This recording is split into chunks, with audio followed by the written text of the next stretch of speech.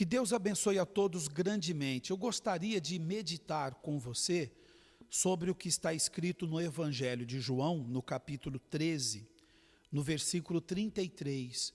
O Senhor Jesus estava com os seus discípulos, mas anteriormente ele já tinha falado com alguns judeus sobre o lugar que ele estava prestes a ir. Jesus estava dizendo: olha, eu vou para um lugar onde vocês não podem ir.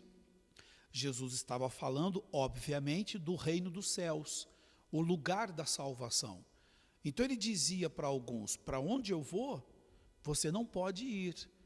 Quem é que não pode ir para onde Jesus foi?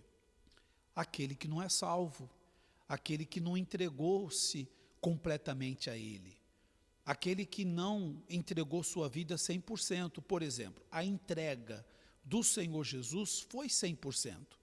Na cruz do Calvário, não foi sacrificado um braço, uma perna, uma parte do corpo. Não, foi todo o corpo. Jesus, ele deu 100% de si, 100% do seu corpo, 100% do seu sangue.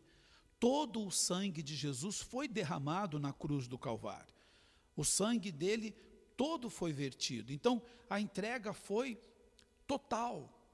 A entrega foi de 100%. Assim também quer Deus que façamos, que a nossa entrega seja de 100%, para termos a certeza de que para onde foi Jesus, para lá também nós iremos. Jesus diz aqui no Evangelho de Mateus, de João 16, 33, filhinhos, ainda por pouco estou convosco. Eu ainda estou convosco. Daqui por um tempo não vou estar mais não. Buscar-me-eis enquanto eu estou aqui convosco. E o que eu disse aos judeus, também agora vos digo a vós outros, vós, meus discípulos. E o versículo diz: para onde eu vou, não podeis ir. Para onde eu vou, não podeis vós ir. Eu vou-lo digo também agora. Então eu digo para vocês, olha, para onde eu vou, vocês não podem ir. E ele falava com os discípulos, mas ele foi muito mais direto a Pedro. Nós podemos verificar no versículo 36, Pedro é avisado. Perguntou-lhe Simão Pedro: Senhor, para onde vais? Em outras palavras, o Senhor diz que vai para um lugar onde nós não podemos ir, então para onde é que o Senhor vai? Respondeu Jesus: para onde eu vou, não me pode seguir agora. Mais tarde, porém, me seguirás. Então, para onde eu vou, você por enquanto não pode ir. Jesus estava falando da sua morte na cruz. Ele estava prestes a morrer na cruz e no terceiro dia ressuscitar, no 40º dia subir aos céus e estar à direita do Pai. Então, para onde eu vou, ô Pedro, você não pode ir. Pedro deve ter pensado, mas por que eu não posso ir? Porque naquele momento Pedro estava apresentando um mau comportamento. Pedro estava com umas más ideias.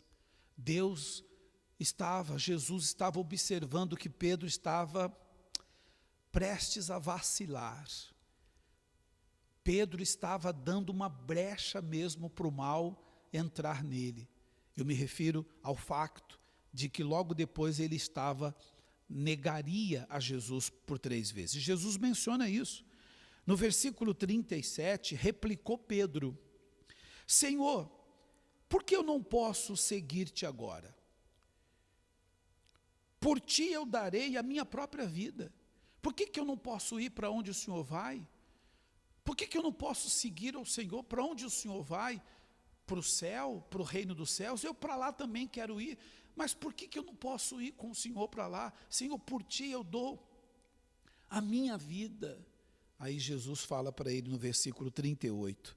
Respondeu Jesus: darás a vida por mim? Você tem certeza, Pedro? Em outras palavras, você está dizendo que dá a sua vida por mim? Tem certeza que você vai dar mesmo a sua vida por mim? Em verdade te digo, que jamais cantará o galo antes que me negues 3 vezes. O galo não vai cantar enquanto você não me negar 3 vezes. Não foi isso que aconteceu? Os soldados romanos vieram ter com Pedro e disseram: você conhece Jesus, você estava com ele, eu vi você com ele. Ele disse: não conheço este homem. Pela segunda vez, um outro soldado romano: eu te vi com ele, você é discípulo dele. Não, não sou, não, então confundi, eu não conheço ele. Pela terceira vez, alguém perguntou, ele disse: eu não sei quem é. O galo cantou. Pedro negou Jesus 3 vezes. Esse era o motivo, porque ele não podia ir para onde Jesus estava indo. Por causa de um vacilo, Pedro quase perde a sua salvação. Se ele morresse naquele momento, se ele fechasse os olhos naquele instante e não os abrisse mais, ele teria perdido a sua salvação. Agora, a oportunidade foi dada. Diferente para Judas, a oportunidade também foi dada a Judas, ele não aproveitou. Judas traiu Jesus por 30 moedas, acabou por se enforcar, suicidou-se, enfim. Mas Pedro aproveitou a oportunidade, arrependeu-se, tanto é que depois esse discípulo Pedro passou a ser apóstolo Pedro, aquele a quem a sua sombra refletia, a pessoa era curada. Creio eu que a unção de Deus estava até na sombra de Pedro, porque a sombra dele refletia-se a um doente, e o doente imediatamente era curado. Então houve arrependimento para Pedro. Agora, trazendo isso para os dias de hoje, cada um de nós temos que refletir se não estamos pondo em risco a nossa salvação. Se também não temos em nós um comportamento mau que faça-nos correr o risco de não sermos salvos. Não sabemos quando fecharemos os olhos. Eu conheci recentemente uma senhora em que ela dormiu à noite.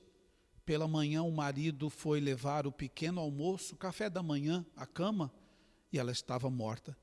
Quer dizer, ela à noite dormiu e morreu enquanto dormia.